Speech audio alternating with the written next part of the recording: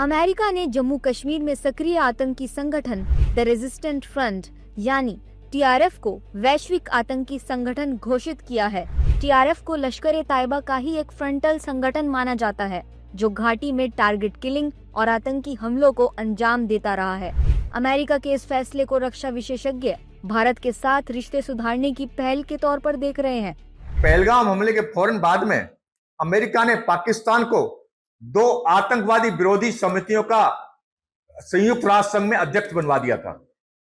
इसके बाद में जब भारत ने के विदेश मंत्री श्री एस जयशंकर ने एससीओ की समिट में और जगह जगह इस आवाज को उठाया है, और हमारे जो ग्रुप जो थे विभिन्न देशों में गए थे जिन्होंने पूरे देशों में ये बताया किस तरह पहलगाम आतंकी हमले में पाकिस्तान की टीआरएफ का हाथ है, और टीआरएफ ने खुद एक्सेप्ट कर लिया कि आतंकी हमला उन्होंने खुद किया है।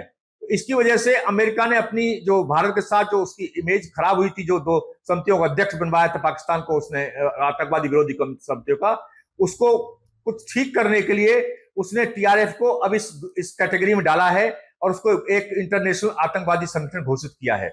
और ये एक मैं और बताना चाहता हूं टीआरएफ के बारे में कि टीआरएफ को लश्कर-ए-तैयबा ने इस तरह पेंट किया है कि ये जम्मू कश्मीर के लोकल्स का ग्रुप है जो भारत के विरुद्ध अपनी आवाज उठा रहा है, ये आतंकवादी संगठन नहीं है, ये कहना है लश्कर-ए-तैयबा का। मगर भारत ने इसकी इमेज को ठीक तरह से प्रोजेक्ट किया है, जिसकी वजह से अमेरिका को इसको आतंकवादी देश ग्रुप डिक्लेयर करना पड़ा। अमेरिका के इस कदम का बीजेपी ने समर्थन किया है। बीजेपी नेता जहां इसे स्वागत योग्य कदम बता रहे हैं, वहीं कांग्रेस ने पहलगाम में हमला करने वाले आतंकियों की गिरफ्तारी नहीं होने पर सरकार को घेरा है। देखिए, ये अच्छी बात है। अमेरिका ने उस संगठन को जिसने इसकी जिम्मेदारी ली थी पहलगाम हमले की, उसको आतंकी संगठन घोषित किया है। आतंक के खिलाफ एक बड़ी लड़ाई भारत लड़ रहा है। वार अगेंस्ट टेररिज्म में भारत अग्रणी भूमिका निभाता है। दुनिया के हर मंच पे जो आतंकी हैं या आतंकियों के आका हैं, उसके खिलाफ आवाज कोई बुलंद करता है तो वो भारत है। कब तक हम अमेरिका ने क्या किया उस पर चर्चा करते रहे। हमारी भारत सरकार से मैं पूछना चाहता हूं, टीआरएफ ने किया, ये किसने किया? 2.5 महीने से ज्यादा बीत गए।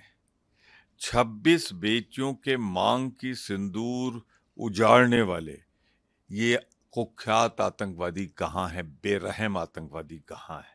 जमीन निकल गई, आसमां खा गया, क्या हुआ? पहलगाम आतंकी हमले में मारे गए लोगों के परिजनों ने भी अमेरिका के इस कदम की सराहना की है।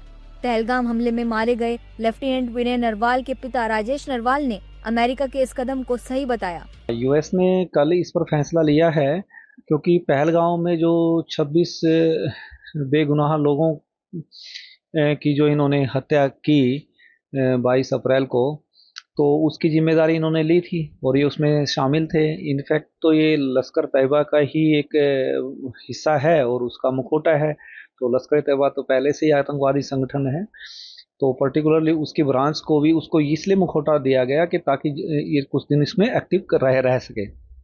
और उस तरह से इसने बहुत सारी आतंकवादी घटनाओं को अंजाम दिया, हमारे लोगों को मारा है और हमारे अर्धसैनिक बलों को, सैनिकों को, आम आदमी को, उनको बहुत इन्होंने मतलब उनकी हत्याएं की हैं। तो इस तरह से जो सैंक्शन लगाई है यूएस गवर्नमेंट ने, बिल्कुल वो सही लगाई है। अमेरिका के इस फैसले से जहां भारत को आतंक के खिलाफ लड़ाई में नई ताकत मिली है, वहीं अमेरिका भी भारत के साथ अपने रिश्ते सुधारना चाहता है जो पहलगाम आतंकी हमले और ऑपरेशन सिंदूर के दौरान खराब हो गए थे।